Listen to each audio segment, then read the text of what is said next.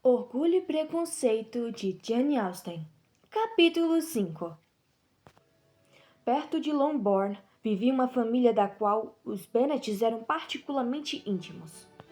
Sr. William Lucas fora outrora comerciante em Meryton, onde fizeram uma fortuna razoável e receberam um título de cavalheiro graças a um discurso que proferiu ao rei quando prefeito. O título o impressionou demais. Perdeu o gosto pelo negócio e pela sua residência na pequena vila de Passagem.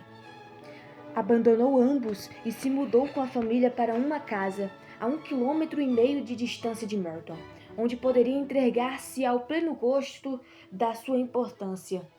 Livre dos negócios, ocupava-se unicamente em ser delicado com as pessoas.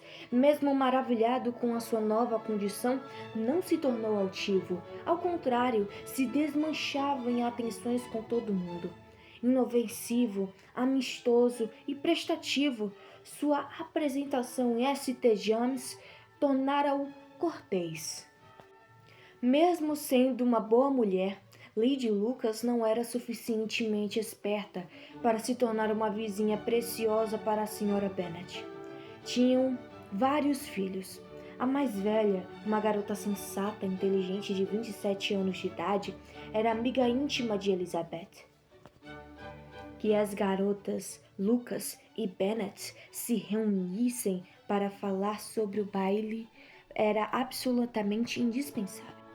Que as garotas Lucas e Bennet se reunissem para falar sobre o baile era absolutamente indispensável. Logo na manhã seguinte, as primeiras apareceram em Longbourn para ouvir e contar. Você começou bem a noite, Charlotte, disse a senhora Bennet para a senhorita Lucas. Você foi a primeira que o Sr. Bingley escolheu. Sim, mas tudo indica que lhe agradou mais que a segunda. Oh, fala de Jane, suponho eu, pois ele dançou 2 vezes com ela, não? Talvez este seja um sinal de que ela lhe agradou. Contaram algo a esse respeito, mas não me recordo bem. Algo a ver com o Sr. Hobson. A senhora se refere, talvez, à conversa que eu vi entre ele e o Sr. Hobson? O Sr. Hobson lhe perguntou qual a opinião dele sobre as nossas festas em Meryton. Ele não achava que havia grande número de garotas bonitas na sala. E qual deles ele considerava a mais bonita? Ele imediatamente respondeu: Oh, a mais bela das senhoritas Bennet. Sem sombra de dúvida, não existem 2 opiniões sobre tal assunto.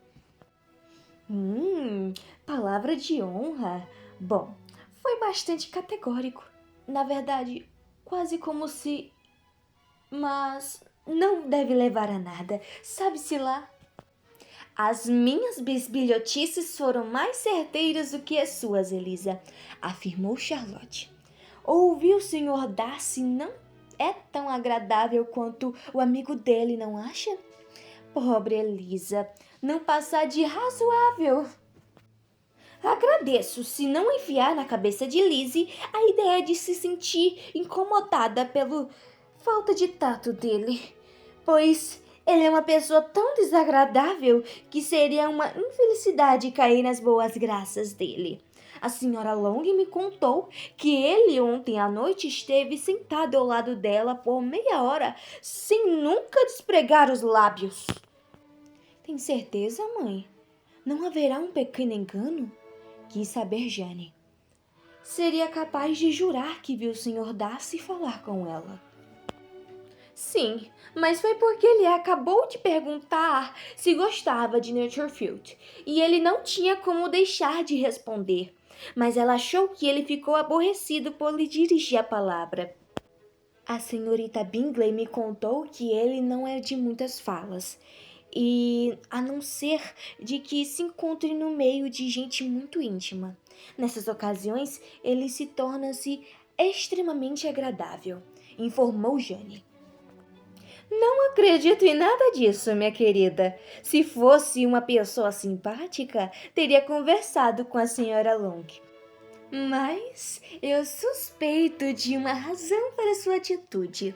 Todos dizem que ele é um poço de orgulho, e eu quase juraria que ele ficou sabendo que a senhora Long não tem carruagem própria e foi ao baile nenhuma alugada. Pouco me importa se ele conversou ou não com a senhora Long, disse a senhorita Lucas, mas gostaria que ele tivesse dançado com Elisa. Da próxima vez, Lizzie, disse a mãe, se fosse você, não dançaria com ele. Pode ter certeza, mãe. Nunca dançarei com ele. O orgulho dele, disse a senhorita Lucas. Não me digna tanto qualquer outro orgulho o faria, pois ele é, de certo modo, desculpável. Não admira que um homem tão belo, de ótima família, rico e com tudo a seu favor, tenha um elevado conceito de si. Se é que posso me expressar assim. Ele tem o direito de se sentir orgulhoso. Tem toda a razão no que diz. Eu seria a primeira a fechar os olhos ao seu orgulho se ele não tivesse ferido o meu, replicou Elizabeth. O orgulho, observou Mary, que se vangloriava da solidez de suas reflexões. É um defeito muito vulgar, creio eu. Depois de tudo que li, estou convencida de que são raros aqueles que entre nós não se nutrem de um sentimento de autocomplacência baseado em uma outra qualidade, real ou imaginária. Vaidade e orgulho são coisas diferentes. É possível sentir orgulho sem ser vaidoso. O orgulho diz respeito à opinião que temos de nós próprios. Quanto à vaidade, ao que queremos que os outros pensem de nós. Se eu fosse tão rico quanto o Sr. Darcy, exclamou o jovem Lucas, que acompanhava as irmãs, não me importaria com o meu orgulho. Teria uma matilha de cães de caça e beberia uma garrafa de vinho todos os dias. Assim você beberia mais do que deve, disse a senhora Bennet, e eu lhe arrancaria uma garrafa das mãos. O rapaz garantiu que ela não se atreveria. Ela continuou dizendo que o faria, e a discussão só acabou com o término da visita.